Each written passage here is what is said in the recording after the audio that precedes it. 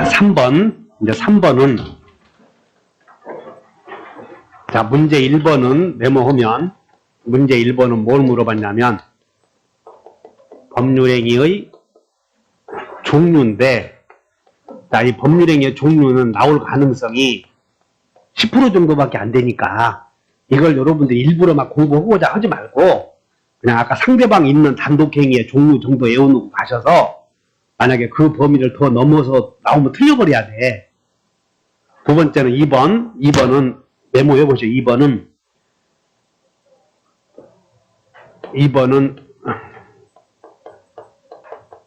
법률행위와 2번은 준법률행위와의 구별.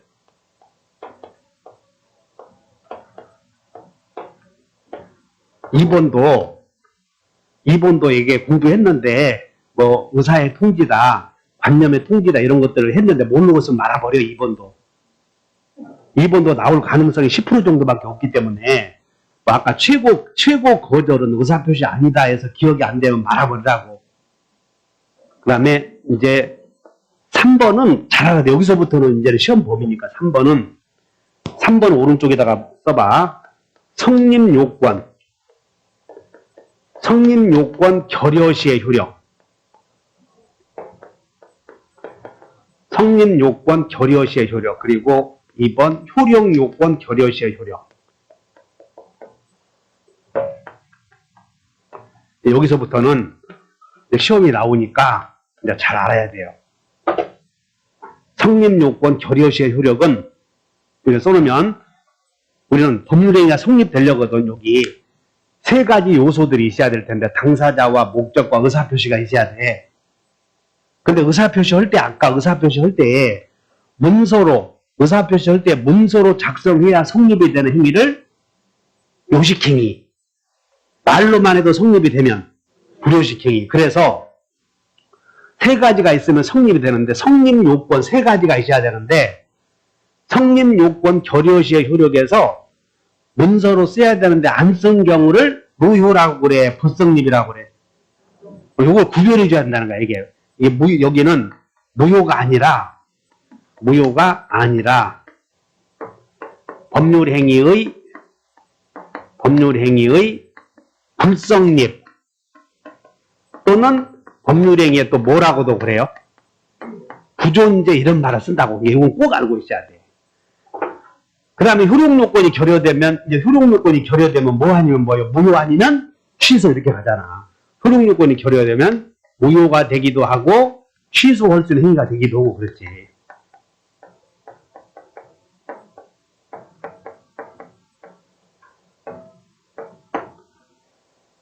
그러면 이제 여러분들은 모든 법률행위가 성립되려거든 일반적 성립요건으로 당사자, 그 다음에 목적, 그 다음에 뭐가 있어야 돼? 의사표시.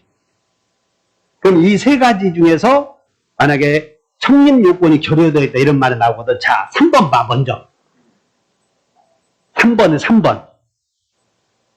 문제 3번 읽어본다. 다 같이. 법률행위가 성립하지 않은 경우 밑줄 그죠? 성립하지 않은 경우 밑줄. 그럼 법률행위가 성립하지 않은 경우를 성립요건이 결여되었다고 하거든. 이런 말이거든. 그러면 성립하지 않는 경우는 무효요. 아무것도 아니요. 무효다, 취소 이런 말 못 쓴다 그 말이야. 성립하지 않으면. 근데 주로 거기다가 메모해봐. 성립하지 않은 경우에다가 얘가 뭐냐면 아까 유언은 말로 해야 돼. 문서로 작성해야 돼. 아까 유언은 엄격한 문서를 쓰라고 그랬잖아. 여러분들 혼인했으니까 혼인해서 신고를 안 했다면, 혼인 신고를 안 했다면 술 잔뜩 먹고 혼인한 거예요. 중개사님인 줄 알고. 남자가 뭐 1차 무슨 뭐 표현대리 어쩌고 이 얘기하고 말이야. 검단, 박문각 최고라고 막 해서 공인중개사님인 줄 알고 혼인해서 제주도 2번 잤는데 사실은 1차만 합격한 적이 2번 있었대. 그래서 부인해서 가방 싸고 그냥 와버린 거예요. 무효요. 아무것도 아니요. 욕이라고 불성립 이렇게 무효다는 말이 안 된다. 이게 그렇게 써놓고. 자, 법률행위가 성립하지 않은 경우에도 무효나 취소에 관한 민법의 규정이 적용될 가능성, 여지가 있다 그러면 마저 틀려. 1번, 3번 틀렸잖아, 이렇게. 이해 가셨냐고요? 그럼 이제 여러분 요약집 7페이지로 한번 가봐. 요약집 7페이지에. 맨 밑에 3번에 법률행위 체계도가 나와. 법률행위 체계도에 여러분들은 당사자 목적 의사표시가 있을 때 거기에 불성립이 있지? 거기다 빨간 것으로 동그라미 쳐봐. 불성립. 여기 오른쪽에 불성립. 그 밑에는 성립 동그라미 쳐봐, 이게. 아니, 여기가 불성립 오른쪽에 있잖아.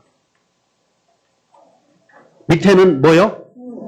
성립. 두 개를 비교해야지. 그러니까 이거야, 이게. 성립 요건이 결여되어 있는 경우를 불성립이라고 한다고, 여기. 따라서 불성립의 경우는 무효라는 말 쓴다, 못 쓴다? 못 쓴다, 그 말이야. 근데 성립이 되었대. 그러면 이제 성립에다가 밑줄 그시고 여러분들 생각은 혼인신고함 이런 것이야. 신고했다면 그때부터 유효무효가 나눠진다는 거야. 신고했다면. 동의해? 그래, 그러면 이제 여기 효력요건이 결여됐을 때는 무효도 될 수도 있고 취소할 수 있는 행위도 될 수 있고 그래. 그냥 일단 성립이 되면 일단 계약이 성립요건을 갖추어서 일단 법률행위가 되었다면 성립이 되면 그 법적 상태는 크게 다 같이 유효, 무효 크게 나눠지고 그럼 유효도 다시 두 개로 나눠져. 다시 확정유효, 불확정유효, 무효도 다시 확정유효, 확정무효 또 뭘로?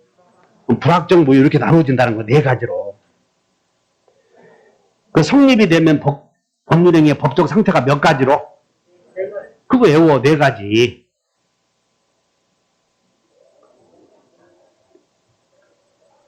다시 여기 봐.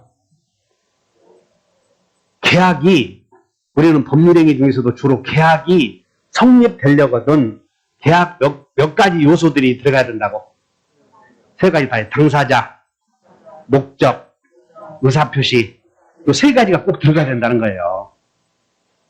그럼 일단 당사자, 목적, 의사표시가 있으면 계약은 성립이 되었어, 안 되었어? 되었지. 근데 아까 의사표시 할 때 말로 해도 되는 경우가 문서로 작성해야 되는 경우 있다고 그랬지? 그 문서로 작성해야 되는데 작성 안 했으면 무효여, 불성립이야. 불성립은 아무것도 아니라 법률행 자체가 아니에요, 이런 게. 문서로 작성했다면 이제 그것은 다 이제 확정유효, 확정무효, 불확정유효, 불확정무효 이렇게 네 가지로 나누어진다. 이렇게 머릿속에 그려야 돼. 계약이 성립이 되면 여기 있잖아. 여기 크게 다시 유효, 무효. 크게 유효, 무효로 나눠지고 유효도 두 개로 다시 불확정유효, 확정유효, 무효도 몇 가지로? 뭐뭐로? 확정무효, 불확정무효 이렇게 나눠진다고 이렇게 기억하시면 돼. 계약의 상태를. 자, 그럼 문제 3번 읽어보자. 문제 3번. 틀린 것은 일반적 성립 요건 밑줄 그으셔봐. 일반적 성립 요건은 몇 가지 있는 거예요? 그러니까 일반적 성립 요건 그러면 여기 일반적 성립 요건에 당사자, 목적, 의사표시 세 가지를 기억해야 돼. 일반적 성립 요건으로 당사자, 목적, 의사표시의 존재가 있어야 된다. 맞지? 2번. 당사자가 의사 능력, 행위 능력을 갖추고 있지 아니한 경우에도 법률행위는 성립할 수 있다. 맞아? 여기 여러분들 일단 당사자, 목적, 의사표시가 있으면 성립이 되어버리는 거예요. 그리고 거기다가 밑줄 그으셔. 의사 능력 또는 행위 능력이다 밑줄 그으시고 의사 능력 또는 행위 능력이다 밑줄 그으셔. 그것을 이렇게 써놓고 효력 요건 써본다. 무슨 요건? 권리 능력, 의사 능력, 행위 능력이 있어야 돼. 이런 걸 효력 요건이라고 쓴다고. 효력 요건.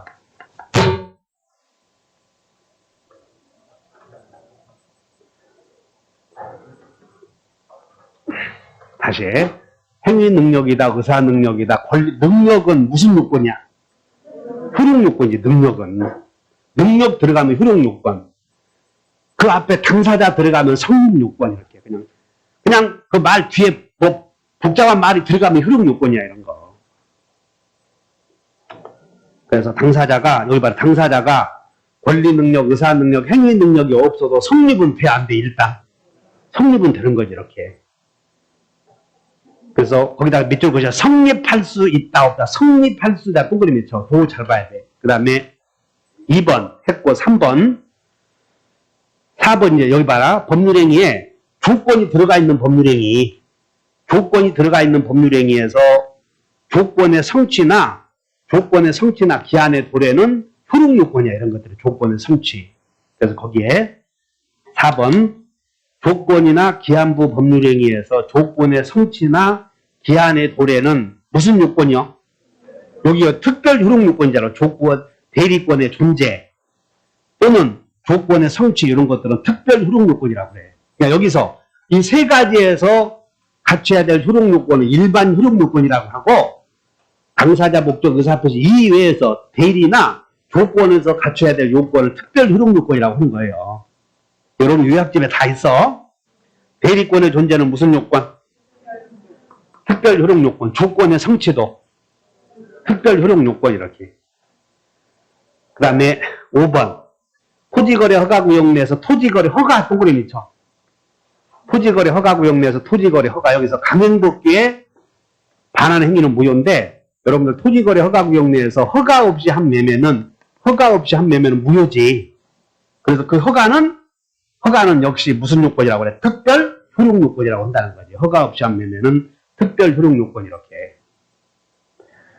그럼 여러분들은 일반 효력 요건은 여기서 갖춰야 될 요건이야. 당사자에서 갖춰야 될 요 세 가지를 일반 효력 요건, 목적에서 갖춰야 될 확정 가능, 이행 가능, 적법, 사회적 타당 요걸 일반 효력 요건. 의사표시에서 일치, 하자가 없이 해야 돼. 요걸 무슨 요건이라고 그래? 일반 효력 요건. 그 다음 이제 대리에서 나오면 특별 효력 요건, 조건에서 나오면 특별 효력 요건 이렇게 얘기하는 거예요. 여기까지 이해하셔요?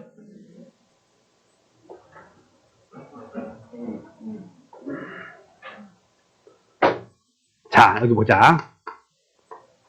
우리 제5장 법률행위를 살펴보면 법전의 법률행위 1절에 총칙이 나오고 1절의 총칙에서는 뭘 다루냐면 법률행위 내용이나 목적이 반사회적 행위용 무효다 이렇게 돼 있고 2절에서는 뭘 다루냐면 의사표시 3절은 의사표시의 대리 4절은 무효 취소 무효와 취소 5절은 조건기한이라고. 그럼 여기까지를 일반 성립 요건이라고 그래. 여기까지를. 근데 당사자는 어디에 있냐면 1장에 있어. 그래서 당사자 목적 의사표시를 일반 성립 요건. 여기서 갖춰야 될 요건 일반 효력 요건.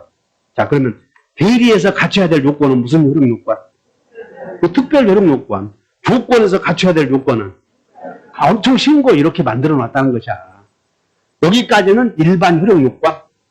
여기서부터는 무효 취소는 빼고 여기서는 특별 효력 요건 갖추지 못하면 무효도 되고 취소도 되고 대리에서 효력 요건을 갖추지 못하면 무효도 되고 취소도 되고 이렇게 얘기한다는 거야. 이거 특별 효력 요건이다. 자, 4번 법률행위에 관한 설명이다. 틀린 거. 당사자의 행위 능력이 없는 경우 이거 봐라. 당사자 행위 능력이 없으면 성립은 된 거예요, 안 된 거예요? 된 거지, 이렇게. 행위 능력이 없어도 행위 능력이 없으면 효력이 안 생기는 것이고, 성립은 된 거예요. 그러니까 여러분들은 거기에 1번에다가 성립 요건과 효력 요건을 구별할 거 써. 거기 틀린 사람들은. 1번에다가 뭐라고 메모? 성립 요건과 효력 요건을 구별하라. 그런 것이야, 지금. 자, 다시 1번. 여기 봐라. 행위 능력이 없어도 성립은 돼, 안 돼? 되지, 이렇게 성립은 되었지. 3살 먹은 사람이 7살 먹은 사람이 자기 장난감 준다고 그래. 7살 먹은 사람이 자기 장난감 준다고 그런다고. 계약은 성립된 거야, 안 된 거예요? 됐지, 이게. 근데 갑이 7살 먹은 애가 1,000만 원 갖고 있어. 1,000만 원. 삼촌에게 주는 거예요. 1,000만 원 준다고 해서 주었다고. 그러면 성립은 되었어, 안 됐어? 무효요, 무효요? 무효야? 어째서 무효? 행위 능력이 없어서, 의사 능력이 없어서. 아무거나 이 얘기 어차피 얘기도 틀릴 바에. 그러지 의사 능력이 없잖아. 만 14세 이상이 되어야 의사 능력이 있다고 그랬는데 의사 능력이 없잖아. 그래서 의사 능력이 없어서 무효라고 그런 거예요. 7살 먹은 애가 1,000만 원 준다고 약속했다. 성립은 되었어, 안 되었어? 성립은 되었지. 계약은 성립된 거예요. 그러면 성립은 되었는데 효력 요건이 결여됐으니까 이렇게 간다는 거지. 무효 아니면 취소 이렇게. 그럼 15살 먹은 사람이 15살 먹은 중학생 3학년이 1,000만 원 준다고 그런 거야. 삼촌한테. 중학교 3학년이 1,000만 원 준다. 성립은 됐어, 안 됐어? 유효요, 무효요? 응? 무효? 야, 막 해보는 거예요, 자기가. 유효야? 가연씨 한번 얘기해봐. 15살 먹은 놈이 1,000만 원 준다고 그래. 그 유효, 무효? 경이. 유효? 무? 유? 그러면 이제 둘 중에 하나 나왔어, 이제. 유효 아니면 무효지? 성립은 됐으니까. 근데 확정적 유효요, 불확정 유효요? 그건 행위 능력이 없잖아. 그러니까 의사 능력은 있는데 만 14세 이상이 되었으면 의사 능력은 있어, 지금. 근데 15세니까 행위 능력이 없잖아, 여기. 왜? 만 19세 이하가 19세 이하가 제한 능력자잖아, 이런 게. 알아들었냐고요? 15살 먹은 애가 토지 준다고 했다. 무효다, 유효다? 아이씨, 돈 100만 원 준다고 한 것은 유효고, 토지 준다고 한 것은 무효돼. 그렇게 하면 어떡하냐고. 15살 먹은 놈이 지 토지 준다고 그랬어. 유효, 무효? 근데 유효인데, 확정 유효야, 불확정 유효요? 이렇게 가잖아. 불확정 유효. 취소할 수 있다, 이렇게. 자, 그래서 4번에 2번. 어쨌든 간에 거기다 밑줄 그으 행위 능력이 없는 경우 밑줄 그으셔. 4번에 행위 능력이 없는 경우에다, 행위 능력이 없는 경우에다 밑줄 그으시고, 오른쪽에 이렇게 불확정 유효 이렇게 쓰면 돼. 무슨 유효? 불확정 유효. 불확정 유효를 다시 말하면 또 뭐라고 하냐면, 취소할 수 있는 행위. 여기 불확정 유효를 취소할 수 있는 행위라고 한다고 이렇게 같이. 그 다음에 2번. 법률행위가 성립하지 않은 경우 나왔지? 성립하지 않는 경우에는 취소나 무효 문제 생겨, 안 생겨? 안 생긴다. 맞고. 3번. 타인의 권리 매매 계약이라 매매 동그라미, 임대차 동그라미. 3번에 매매 동그라미, 임대차 동그라미 쳐놓고 밑줄 그시고 그 계약은 부담행위요, 처분행위야? 부담행위. 처분행위가 아니라고. 그러니까 부담행위는 약속만 지키면 되니까 이런 경우는 부담행위 할 때는 권리 보유해야 돼. 보유 안 해도 돼. 그 권리 보유하지 않아도 된다는 거예요. 처분행위가 처분권이 없어도 된다는 거지. 그렇기 때문에 타인의 권리의 매매나 타인의 권리 임대차 계약도 유효하다, 유효하지 않다. 유효하다 그 말이야. 타인 권리 이게 중요해. 그리고 임대차 매매. 그 임대차는 타인 물건도 얼마든지 계약은 해볼 수 있다는 거지. 계약은. 여기는 뭘 물어봤냐면 3번은 처분행위와 부담행위를 구별해봐야 돼. 처분행위와 부담행위. 4번 대리행위에 있어서 대리권의 존재는 여기 대리권의 존재는 무슨 요건? 특별 효력 요건. 그 다음에 농지법에서 거기다가 농지 취득 자격 증명 있죠? 그럼 농지 취득 자격 증명 없이 농지 매매했어. 그럼 그게 무효가 되는 건 아니지. 그래서 거기다가 밑줄 그시고 농지 취득 자격 증명은 등기 신청 시에 필요한 서류다 이렇게 써놓으면 돼. 그러므로 농지 취득 자격 증명은 밑줄 그시고 등기 여러분들 인감증명서 없다고 매매 무효가 되는 것이 아니잖아. 그것과 똑같아. 인감증명서도 소유권 넘겨줄 때 필요한 서류인 것처럼 등기 신청, 농취증도 등기 신청 시에 필요한 서류니까 성립 요건과 효력 요건과 아무런 상관이 없는 거예요. 그래서 거기다 써놓으면 돼. 등기 신청 시 필요한 서류. 그러므로 효력 요건이요. 아무것도 아니야. 아무것도 아니다. 자, 이렇게 해서 성립 요건과 효력 요건을 공부했어. 그 다음에 이제 효력 요건 결여시 효력인데, 여기서 이제 유효가 되려거든. 계약이 성립되어서 유효가 되려거든 당사자, 목적, 의사표시가 있어야 되고, 그냥 목적에서 다 같이 확정 가능, 이행 가능, 적법, 사회적 타당성. 지금 다시 말하면 이것도 공부하는 거예요. 여기 당사자, 여기 목적에서 효력 요건 다 같이 확정 가능, 이행 가능, 적법, 타당, 이런 요건을 갖추었을 때 유효가 된다 그 말이에요. 이게. 그러면 매매 대금은 이게 목적이 뭐냐면 매매 대금인데, 매매 대금이나 재산권 이전 약정했을 때 재산권은, 토지 소유권은 꼭 정해져 있어야 돼. 정할 수 있으면 돼. 정할 수 있으면 된다는 거예요. 그래서 1번 봐. 기억번, 5번의 기억번. 목적은 계약 체결 시에 구체적으로 확정해 놓아야 돼. 하면 마저 틀려.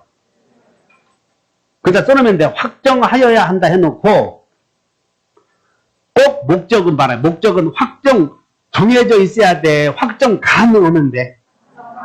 요 말 하나만 외워놓으면 돼. 목적은 확정 가능하면 유효지, 꼭 목적이 정해져 있어야 되는 건 아니다. 그런 얘기야. 확정 가능하면 된다. 이 정도만 알면 돼.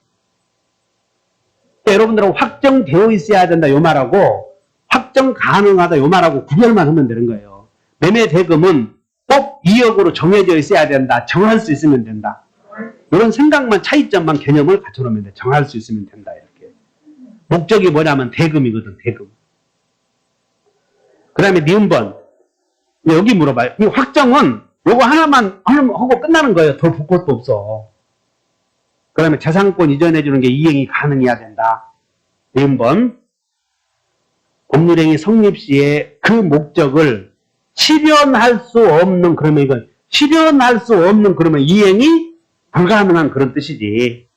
메모. 실현할 수 없는, 여기다 몇 줄 것이고, 실현할 수 없다 그 말은 뭐라고요? 이행이 불가능. 그러니까는 이행이 불가능하면 이행을 강요할 수 없잖아, 판사가. 그래서 이행이 가능해야 되는데 이행이 불가능한 경우를 실현할 수 없다고 그래. 그러면 그 법률행위는 유효요, 무효요? 무효. 실현할 수 없으니까. 그래서 거기다가 니은번에다가 메모, 니은번에다가 원시적 전부불능은 무효, 유효? 무효. 원시적 전부불능은 무효이고, 무효로 끝난다. 과실책임 생긴다. 여기까지 같이. 원시적 전부불능 무효이고, 계약 체결상 과실책임 생긴다. 이렇게 써놓고, 그 다음에 비교해 놓으시고, 매매, 그러니까 유상계약도 하지 말고, 매매의 원시적 일부불능. 매매계약의 원시적 전부가 아니고, 매매계약의 원시적 일부불능은 무효로 간다, 유효로 간다. 매매계약의 원시적 일부, 그 매매 그것도 원시적 일부불능은 그 법률행위 유효이고, 어떤 문제를 해결하냐면, 여기 있는 매도인의 담보책임. 그러므로 매도인의 담보책임은 매매에서 한 문제 나오는데, 따라서 보니까 매도인의 담보책임 무효일 때 생겨, 유효일 때 생겨. 유효일 때. 계약 체결상의 과실책임은 무효일 때, 유효일 때. 무효일 때 생긴다고 눈에 담보 놓으라고 이런 것도 틀리지 않도록. 그 다음에 디귿번. 계약 체결 후. 자, 체결 동그라미 후 동그라미 쳐. 체결 후. 후 동그라미 쳐놓고, 후에다가 동그라미 쳐놓고 이렇게 메모. 후에다가 동그라미 쳐놓고 이렇게 메모. 유효, 무효 판단 시기. 계약의 유효, 무효 판단 시기는 계약 체결할 당시로서 체결하고 한 3일 지나서겠어. 체결 당시를 기준으로 해. 그러니까 이행이 가능한가 불가능한가는 체결 당시를 기준으로 한다는 거예요. 체결 당시를. 그래서 성립시 이렇게 써놓으면 돼. 성립시.